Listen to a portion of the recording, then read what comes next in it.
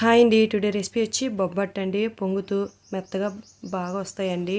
ఒక కప్పు శనగపప్పును ఒక 1 అవర్ నానపెట్టుకోవాలండి. కుక్కర్లో వేసి 3 విజిల్స్ అయితే రానివ్వాలండి. కప్పున్నర నీళ్ళు పోసి 3 విజిల్స్ పెట్టానండి. మైదా పిండి తీసుకున్నానండి ఒక కప్పు.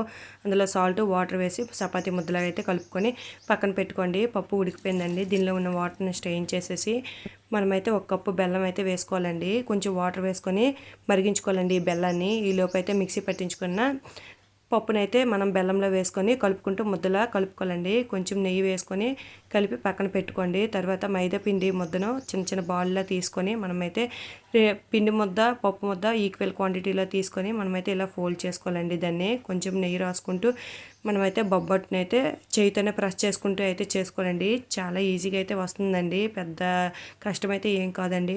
చాలా పర్ఫెక్ట్గా అయితే చేయగలరండి. ఇలా తీసుకున్నాక పెనం పెట్టుకొని మనమైతే రెండు వైపులు కాల్చుకున్నాక కొంచెం కొంచెం నెయ్యి వేసుకుంటూ కాల్చుకుంటే బొబ్బట్టు అయితే రెడీ అయిపోయిందండి.